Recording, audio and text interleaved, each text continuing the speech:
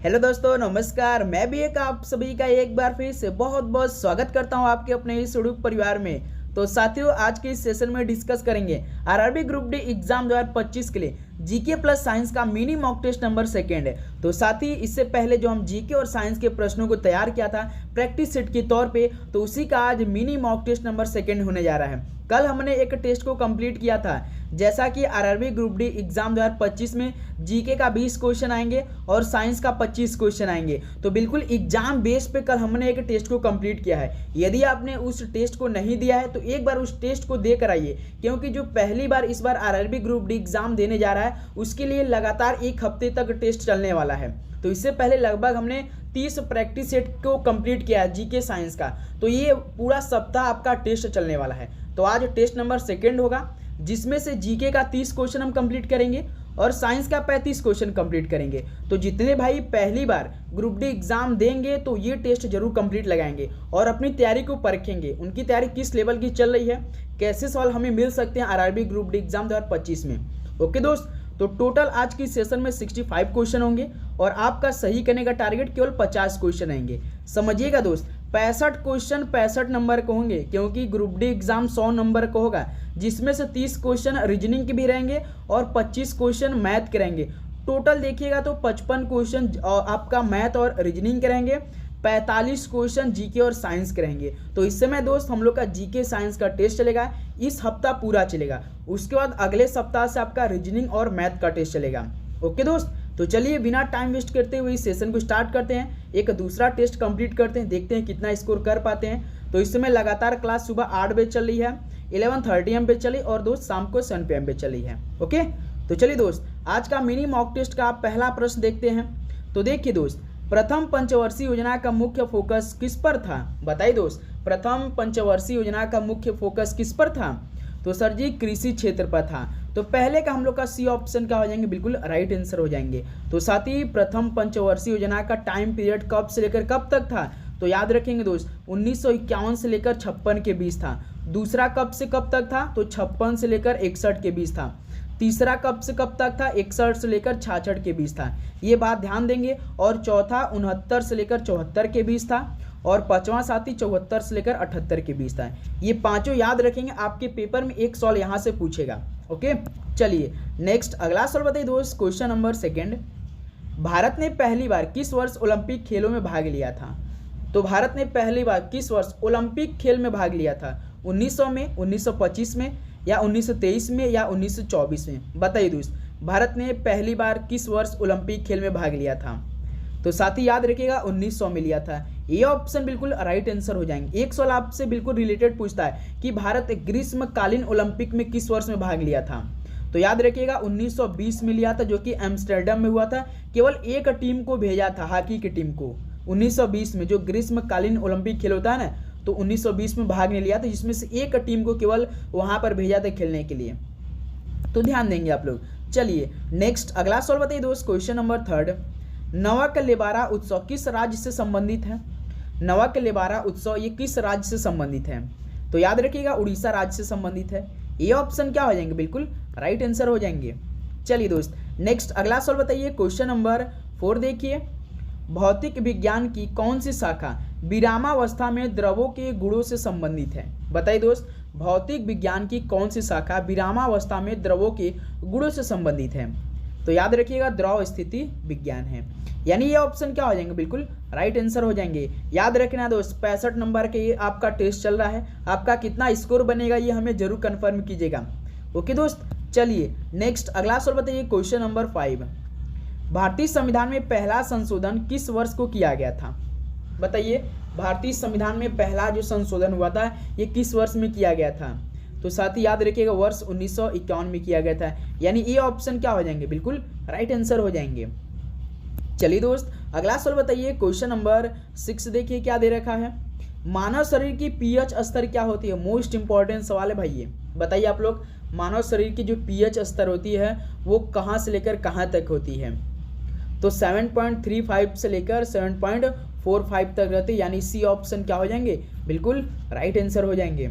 Okay दोस्त, चलिए next अगला सवाल बताइए, question number 7। Hindustan Republican association की स्थापना कब हुई थी? बताइए, हिंदुस्तान रिपब्लिकन एसोसिएशन की स्थापना कब हुई थी? तो साथ ही ये हुई थी 1924 में हुई थी, जो कि इसकी स्थापना में कई लोग शामिल थे। जैसे कि इसकी स्थापना कानपुर में हुई थी, ध्यान देंगे दोस्त। प्लस इसमें राम प्रसाद बिस्मिल थे और आपका चंद्रशेखर आज़ाद थे, भगत सिंह थे, कई लोग मिलकर हिंदुस्तान रिपब्लिकन एसोसिएशन की स्थापना किया था 1924 में कानपुर में।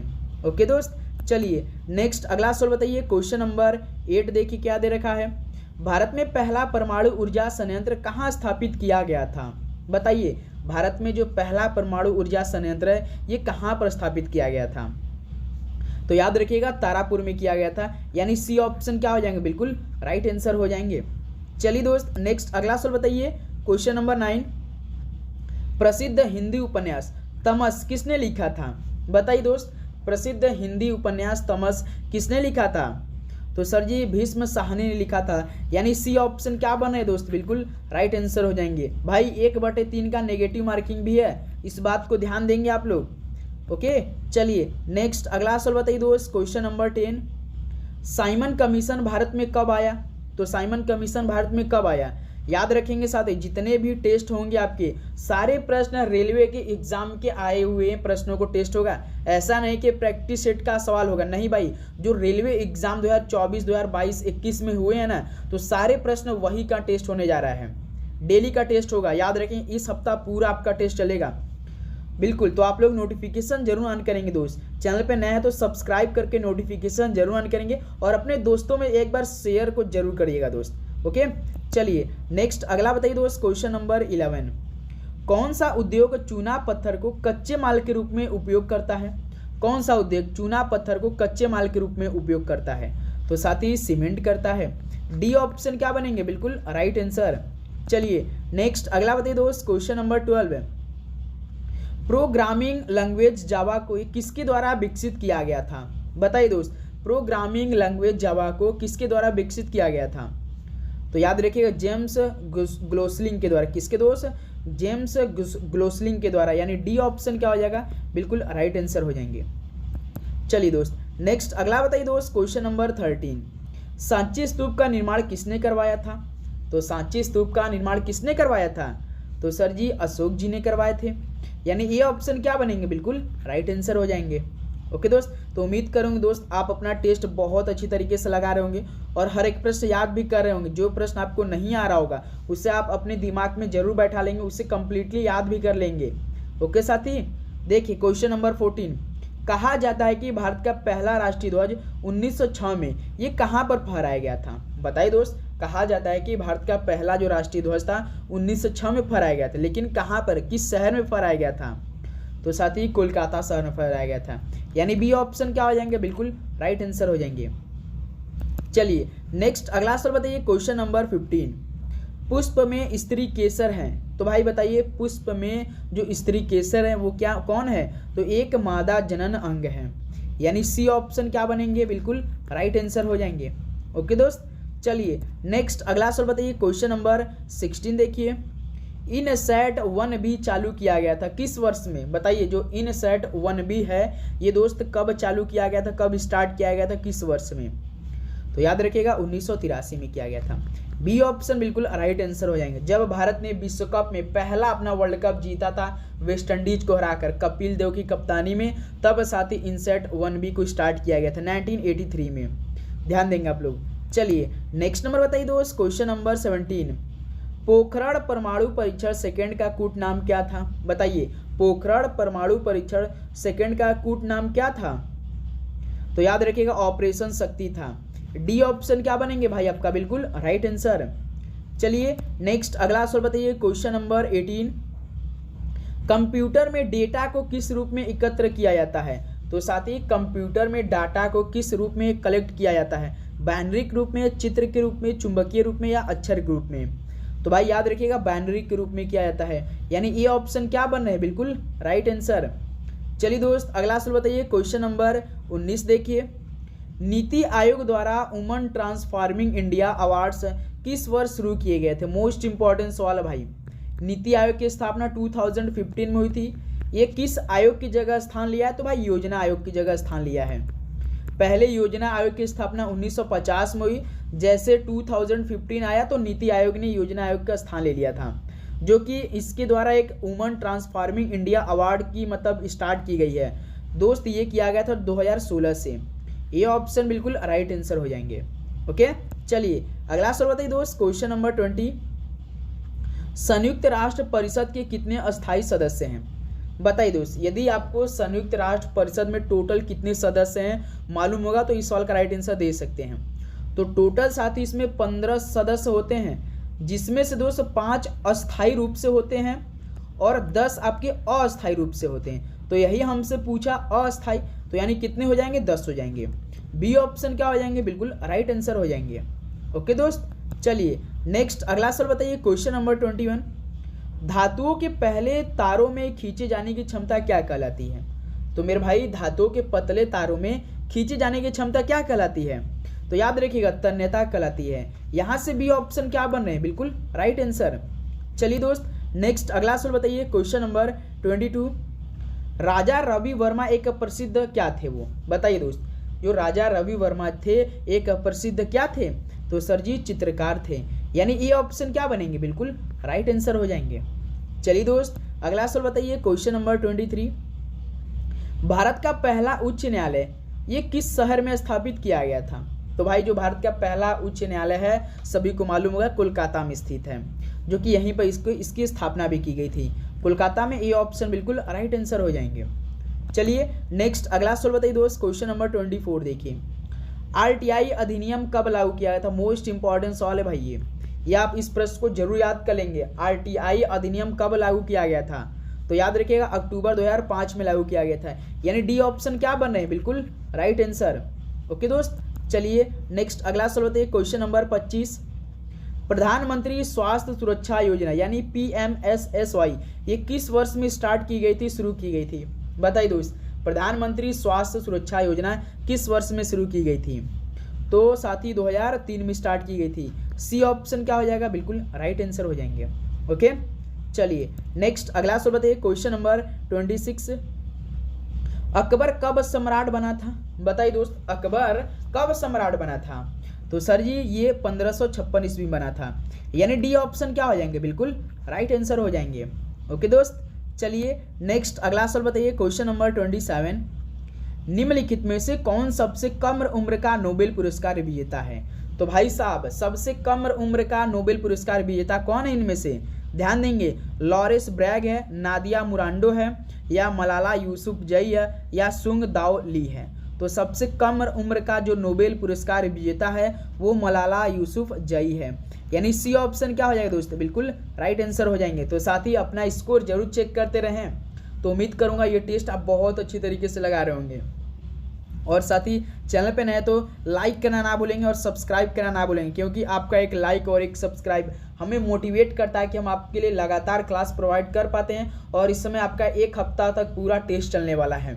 जो रेलवे एग्जाम में सवाल जीके और साइंस के पूछे गए हैं उसी का सेम टेस्ट होगा। जो पहली बार रेलवे ग्रुप डी एग्जाम देने जा रहे हैं उसके लिए ये टेस्ट बहुत ही बेनिफिट करने वाला है। वो अपने आप को परखेंगे कि कैसे सवाल हमें मिल सकते हैं और हमें कैसे तैयारी की समय ज़रूरत है। ओके दोस्त, तो अब डेली का डेली आप टेस्ट जरूर लगाएंगे। नोटिफिकेशन ऑन करेंगे तो टेस्ट का नोटिफिकेशन आपके पास चला जाएगा। देखिए क्वेश्चन नंबर 28, गोदावरी नदी का उद्गम निम्नलिखित में से किस में होता है? गोदावरी नदी का उद्गम किस में होता है? तो साथ ही त्रिम्बकम पहाड़ यानी ब्रह्मगिरी हिल्स में। बी ऑप्शन क्या हो जाएंगे? बिल्कुल राइट आंसर हो जाएंगे। चलिए दोस्त नेक्स्ट अगला सवाल बताइए। क्वेश्चन नंबर 29, गांधी सागर बांध किस राज्य में बनाया गया है? गांधी सागर बांध दोस्त किस राज्य में बनाया गया है? तो याद रखिए एमपी में यानी मध्य प्रदेश में। डी ऑप्शन क्या हो जाएंगे? बिल्कुल राइट आंसर हो जाएंगे। चलिए दोस्त नेक्स्ट अगला सवाल बताइए। क्वेश्चन नंबर 30, 1857 के विद्रोह को अंग्रेजों ने कब पूरी तरह दबा दिया था? बताइए 1857 के विद्रोह को अंग्रेजों ने कब साथ ही पूरी तरह से दबा दिया था? तो याद रखिएगा 1859 में दबा दिया था पूरी तरह से कंप्लीटली। ये ऑप्शन क्या हो जाएगा? बिल्कुल राइट आंसर हो जाएंगे। चलिए नेक्स्ट अगला सवाल बताइए। क्वेश्चन नंबर 31, सरदार सरोवर बांध किस नदी पर बनाया गया है? बताइए दोस्त सरदार सरोवर बांध किस नदी पर बनाया गया है? तो सर जी नर्मदा नदी बनाया गया है। डी ऑप्शन क्या हो जाएंगे? बिल्कुल राइट आंसर हो जाएंगे। चलिए नेक्स्ट अगला सवाल बताइए दोस्त। क्वेश्चन नंबर 32, कौन सा राज्य भारत का सबसे बड़ा बॉक्साइट उत्पादक राज्य है? बताइए दोस्त, ऐसा कौन सा भारतीय राज्य है जो कि सबसे बड़ा बॉक्साइट उत्पादक राज्य इसमें बना हुआ है? तो सर जी उड़ीसा राज्य है। ए ऑप्शन क्या हो जाएगा? बिल्कुल राइट आंसर हो जाएंगे। ओके, चलिए नेक्स्ट अगला सवाल बताइए, क्वेश्चन नंबर 33। हेपेटाइटिस ए किसके कारण होता है? जो हेपेटाइटिस ए है साथी, ये किसके कारण होता है? ये किसके रोग के कारण होता है? तो भाई याद रखिएगा, विषाणु के कारण होता है, यानी सी ऑप्शन क्या बन रहे हैं? बिल्कुल राइट आंसर। चलिए दोस्त नेक्स्ट अगला सवाल बताइए, क्वेश्चन नंबर 34 देखिए। मानव शरीर में कौन सा अंग पित्त रस का उत्पादन करता है? बताइए दोस्त, मानव शरीर में ऐसा कौन सा अंग है जो कि पित्त रस का उत्पादन करता है? तो याद रखिए यकृत करता है, यानी सी ऑप्शन क्या हो जाएंगे? बिल्कुल राइट आंसर हो जाएंगे। चलिए दोस्त नेक्स्ट नंबर बताइए, क्वेश्चन नंबर 35। भारत के राष्ट्रपति द्वारा लोकसभा में एंग्लो इंडियन समुदाय से कितने सदस्यों को मनोनीत किया जाता है? मोस्ट इंपॉर्टेंट सवाल है भाई ये सवाल आप जरूर याद कर लेंगे कि भारत के राष्ट्रपति द्वारा लोकसभा में एंग्लो इंडियन समुदाय से कितने सदस्यों को मनोनीत किया जाता है? तो भाई याद रखिएगा टोटल 2 सदस्यों को, यानी सी ऑप्शन क्या हो जाएंगे? बिल्कुल राइट आंसर हो जाएंगे। ओके दोस्त, चलिए अगला सवाल बताइए, क्वेश्चन नंबर 36 देखिए। GSAT-31 एक कैसा उपग्रह है? बताइए, GSAT-31 एक कैसा उपग्रह है? तो भाई याद रखिएगा दूरसंचार उपग्रह है GSAT-31, यानी ए ऑप्शन क्या बने दोस्त? बिल्कुल राइट आंसर। चलिए नेक्स्ट अगला सवाल बताइए, क्वेश्चन नंबर 37। किस वर्ष में लागू हुए राजभाषा अधिनियम की धारा 3 के माध्यम से संघ के आधिकारिक उद्देश्यों के लिए अंग्रेजी भाषा का उपयोग जारी रहा? बताइए दोस्त, किस वर्ष में लागू हुई राजभाषा अधिनियम की धारा 3 के माध्यम से संघ के आधिकारिक उद्देश्यों के लिए अंग्रेजी भाषा का उपयोग किया जा रहा है?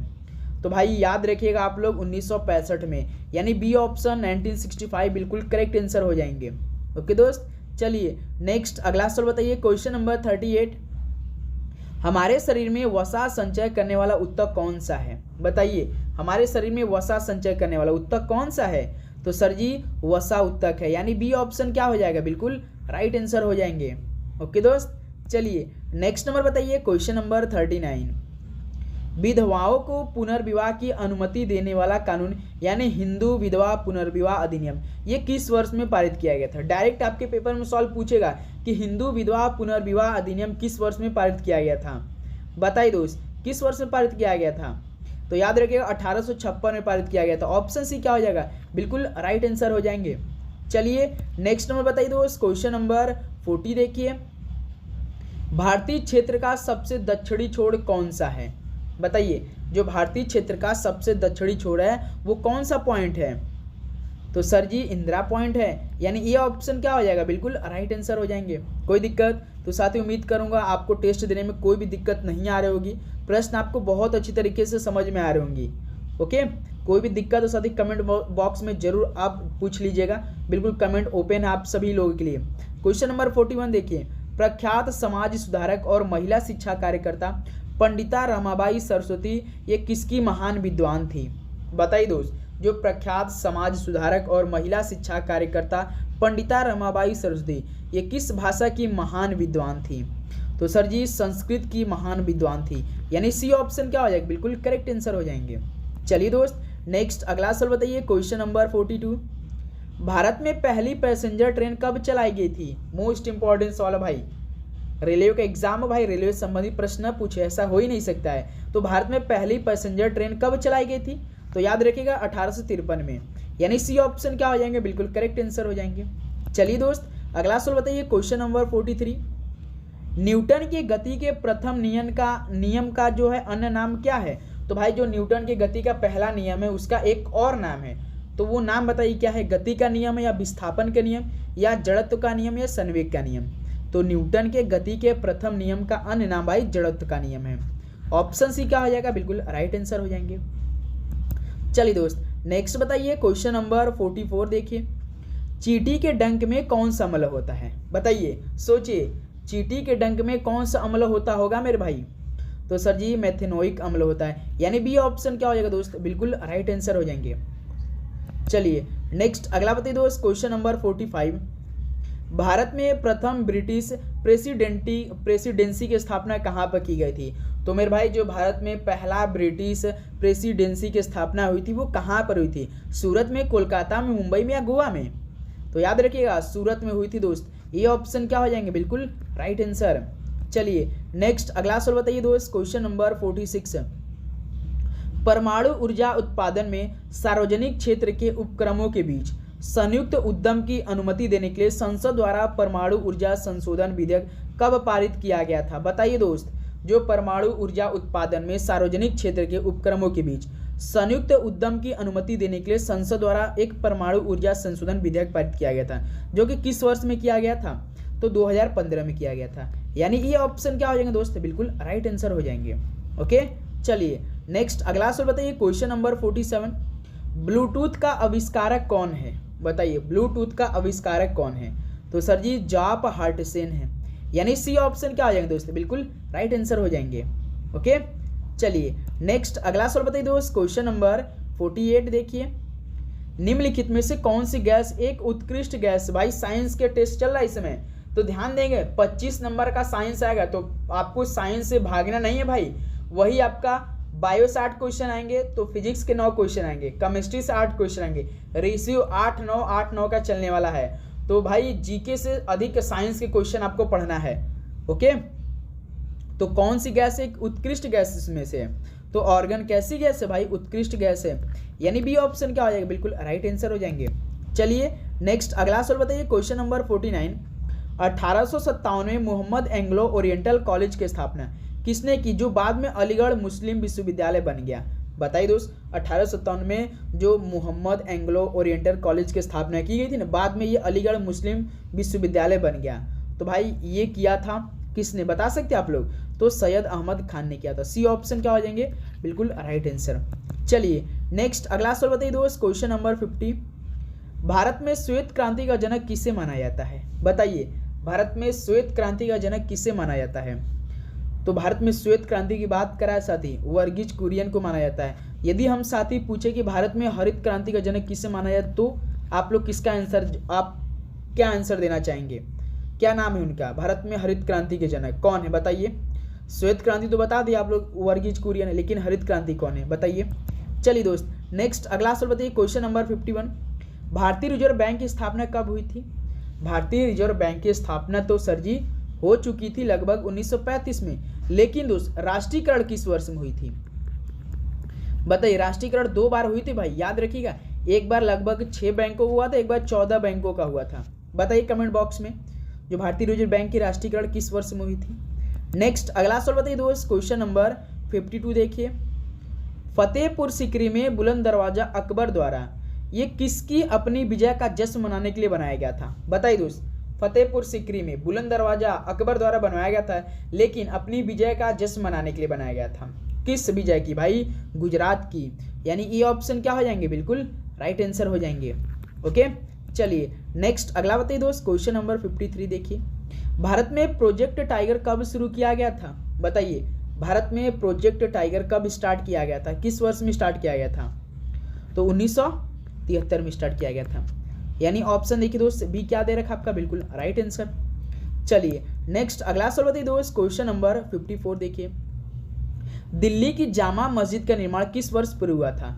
लेकिन दोस्त आज आपको सवाल देने में काफी इंटरेस्ट लग रहा होगा, क्योंकि आज बिल्कुल इजी टेस्ट तैयार किया गया। लेकिन दोस्त कल 45 क्वेश्चनों का टेस्ट होगा, तो तैयार रहेंगे आप लोग। कल वो टेस्ट होंगे भाई जो कि यदि आप उस टेस्ट को 45 में से लगभग 35 क्वेश्चन कंप्लीट कर लेते हैं ना, तो समझिए इस बार आप बिल्कुल जो फ्रेशर है ना रेलवे ग्रुप डी एग्जाम के लिए, तो आप बिल्कुल बेस्ट रोड पे चल रहे हैं भाई। आपकी तैयारी बिल्कुल बेस्ट चल रही है। कल वही 45 क्वेश्चन होंगे जैसा ही ग्रुप डी एग्जाम 2025 में आने वाले हैं। तो साथ ही कल के टेस्ट के लिए आप इंतजार है, इसको पूरा टेस्ट दीजिए, स्कोर बताइए, फिर कल के टेस्ट में देखते हैं कि आप सभी का स्कोर बनता है।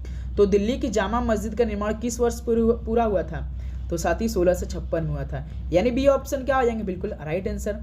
चलिए नेक्स्ट अगला सवाल बताइए, क्वेश्चन नंबर 55। वर्णनात्मक इतिहास भारत गांधी की बात किसने लिखा है? बताइए दोस्त वर्णनात्मक इतिहास भारत गांधी की बात किसने लिखा है? तो सर जी रामचंद्र गुहा ने लिखा है। बी ऑप्शन क्या हो जाएंगे? बिल्कुल राइट आंसर हो जाएंगे। चलिए दोस्त अगला सवाल बताइए, क्वेश्चन नंबर 56। दूसरी वंदे भारत एक्सप्रेस किसके बीच चल रही इस समय? तो भाई जो पहली वंदे भारत एक्सप्रेस थी वो तो 17 फरवरी 2019 को चली थी, जो कि दिल्ली वाराणसी के बीच चल रही है भाई। कब चली थी? हमारे देश के 15वें प्रधानमंत्री श्री नरेंद्र मोदी जी ने 17 फरवरी 2019 को हरी झंडी दिखाई थी, जो कि दिल्ली से लेकर वाराणसी तक आपका जो वंदे भारत एक्सप्रेस चली थी। लेकिन दोस्त इस समय जो दूसरी वंदे भारत एक्सप्रेस चल रही है वो किस शहर के बीच चल रही है? तो दोस्त याद रखिएगा, नई दिल्ली से कटरा चल रही है मेरे भाई। यदि आपको जम्मू कश्मीर घूमना है तो नई दिल्ली से पकड़िए, कटरा पहुँचे, या तो जहाँ भी आप रहते हैं वहाँ से पकड़ेंगे तो भी मिल जाएगा। लेकिन इसका जो फीस रहता है ना थोड़ा सा महंगी रहती है, टिकट इसका थोड़ा सा महंगा रहता है।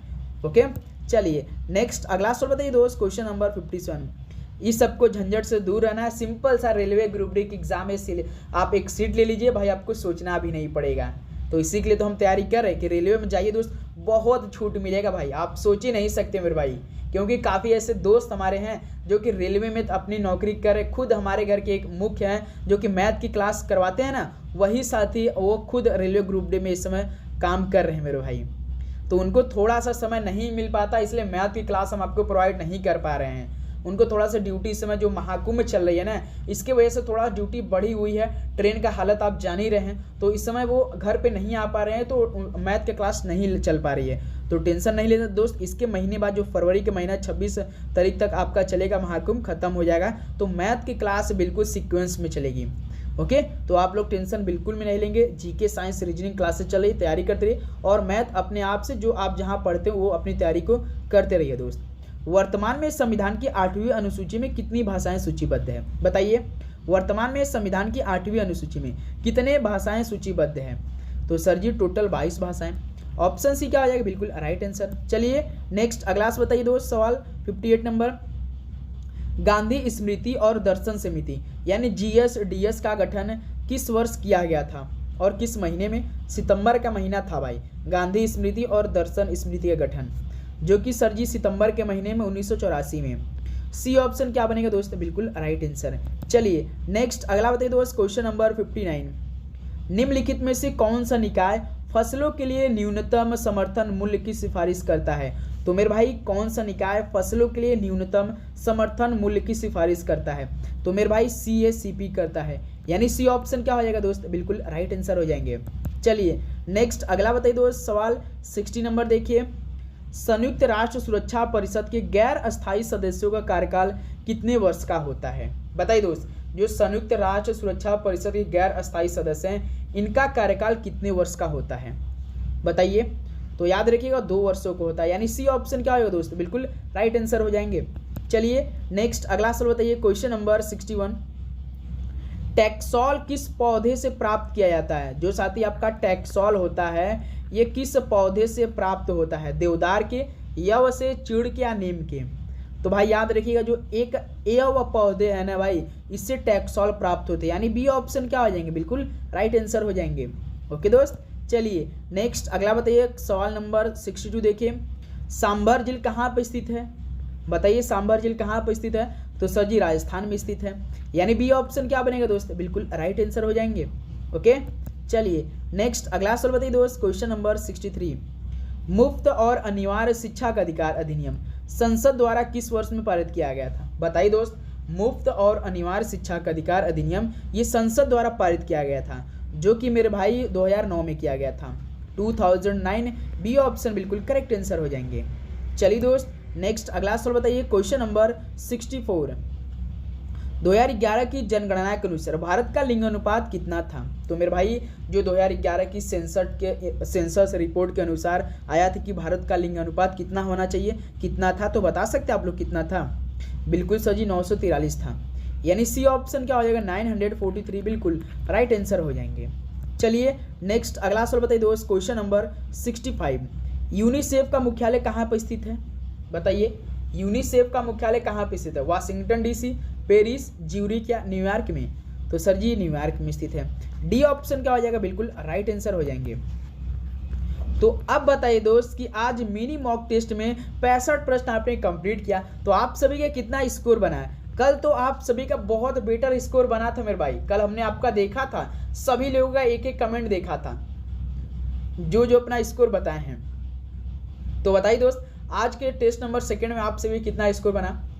तो उम्मीद करूँगा दोस्त ये टेस्ट आपने बहुत अच्छी तरीके से दिया होगा, प्लस एनालिसिस किया होगा कि इस समय हम लोग की तैयारी कैसी चल रही है, हमें अब कितनी तैयारी करने की और आवश्यकता है। ओके दोस्त, तो चलिए दोस्त इस सेशन को यहीं पर समाप्त करते। कल साथी टेस्ट नंबर 3 के लिए तैयार रहेंगे। जीके साइंस का जो हमने इससे पहले जो प्रैक्टिस सेट के सवालों को हल किया ना, बस वहीं के सारे सवाल हम ले रहे हैं भाई, और कहीं के ले रहे हैं। लगभग 30 से 35 प्रैक्टिस सेट को हल किया है ना, तो सारे सवाल वहीं से ले रहे हैं। तो जितने भाई हमने प्लेलिस्ट में अपडेट किया, प्लेलिस्ट भी आप लोग चेक करते रहिएगा। आरआरबी ग्रुप डी एग्जाम 2025 के नाम से है, डेली प्लेलिस्ट अपडेट होता है जो भी class RRB group D exam का आता है। ओके मेरे भाई, तो चलिए इस सेशन को यहीं पर समाप्त करते हैं दोस्त। मिलते 11:30 AM पे आरपीएफ की क्लास, क्योंकि आरपीएफ एग्जाम शुरू हो रही है 2 मार्च से। तो जैसा आपका आरपीएफ एग्जाम में सवाल आएगा, बिल्कुल साथ ही आरआरबी ग्रुप डी एग्जाम में आएगा। वही जो आरआरबी ग्रुप डी एग्जाम में सवाल आते हैं, वही रेलवे के एग्जाम आरपीएफ में भी आएगा। तो दोनों क्लास आप जरूर लेंगे। ओके दोस्त, तो चैनल पर नया तो सब्सक्राइब करके नोटिफिकेशन जरूर ऑन कर दिए। मिलते हैं दोस्त 11:30 AM पे। सभी को जय हिंद, वंदे मातरम। पढ़ाई करते रहिए। All the very best. धन्यवाद।